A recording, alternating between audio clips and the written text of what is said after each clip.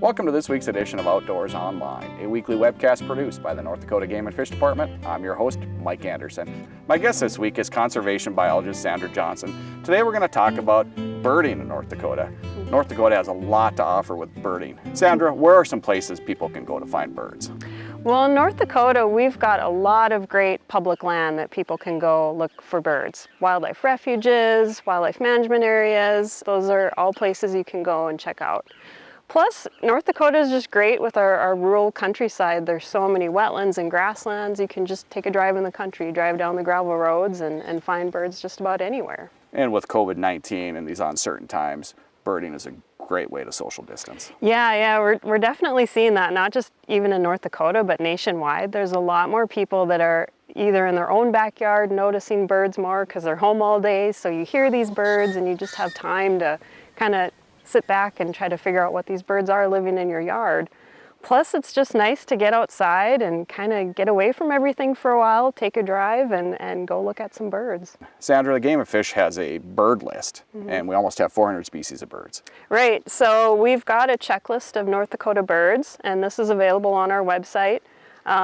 There's 376 birds that are possible to see in North Dakota. There's a few more that come through that are really rare, but this is a great way to get started looking at what species you might find in the state, and we've got it broke out by the time of year, so you can kind of see what birds might be here when. So that's a great way to get started, just knowing what birds might be here. The second thing you might need is either a bird book or an app for your phone. You can go online. There's a ton of great resources out there for birds to start learning about, what does a gadwall look like versus a mallard. And those are pretty simple, but some of these birds, if it gets a little addicting. Once you start learning birds, then you see a new one and you want to figure out what that one is too. You can simply drive down the road like we are here with wetlands or woodlands or Right. riparian areas. Those are some habitats, grassland areas, Yep. and you'll find different species of birds at each one.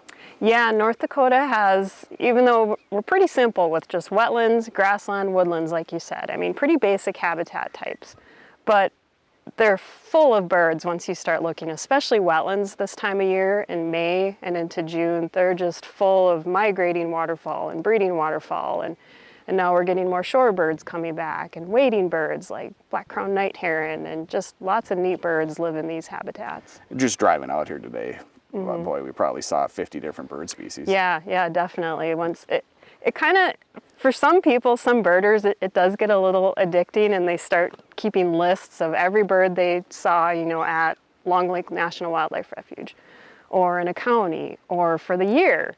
There's something called a big year, where some people try to go out and see as many bird species as possible, either within the state or the whole country. So yeah, for some people it gets a little competitive. It gets a little addicting to try to find as many birds as possible. What are some of the species that you can find in some of these different habitats? So in wetlands, you'll find a lot of the different waterfowl species like mallards, pintail. You'll also see some long-legged wading birds, we call them, like great blue herons, black-crowned night herons, American bitterns. You'll see those on the edges of wetlands, and that's a fun bird. Once you see it, it almost looks like a dinosaur standing there. And then kind of in your grassland wetland mix, where we've got these great prairies with wetlands in them, you'll find birds like marbled godwits, western meadowlarks, different sparrows. And sparrows sound kind of boring, but once you start learning more about all the different grassland birds, you get out there and start looking around. It's just the noise and the movement in the prairie is just really exciting. Right, and that's something people forget about, is even the sounds of these birds. Right. are Yeah, incredible. especially our western meadowlark. I went for a walk on Sunday and it was super windy out, but boy, you could still hear those meadowlarks. It's one of the few birds, if you're driving down a highway in North Dakota and your music is off, you can hear western meadowlarks. Right, and last year I did a story on long-billed curlews, and just driving out in western North Dakota in the grasslands, here's this tall bird walking in the middle of a field. Right. Curlews are really interesting. Theodore Roosevelt, one of North Dakota's most famous birders, really enjoyed watching curlews and called him one of the most conspicuous birds on the plains. So it's really neat that the shorebird is living out in the grasslands in western North Dakota. So good pair of binoculars, good bird book, and you're ready to go basically. Yeah, and binoculars are super helpful. Cost-wise, ranges greatly. You don't have to go with the most expensive ones to start out with, but if you do invest in a good pair, it's something you'll have forever. And you know, a lot of us have them for hunting anyway, but that helps a lot to get a good pair of binoculars. Recently, we celebrated North Dakota Bird Day. Explain that. So North Dakota Bird Day is April 26th each year. And it's basically a day that we can celebrate the conservation and enjoyment of all birds. Okay, and you mentioned just a little bit ago a lot of information on our Game and Fish website. Yeah, we've got a lot of information on our Game and Fish website. You can find the checklist of North Dakota birds. There's other publications out there you can view and download. Some other great resources are like Cornell Lab of Ornithology. They're all about birds website.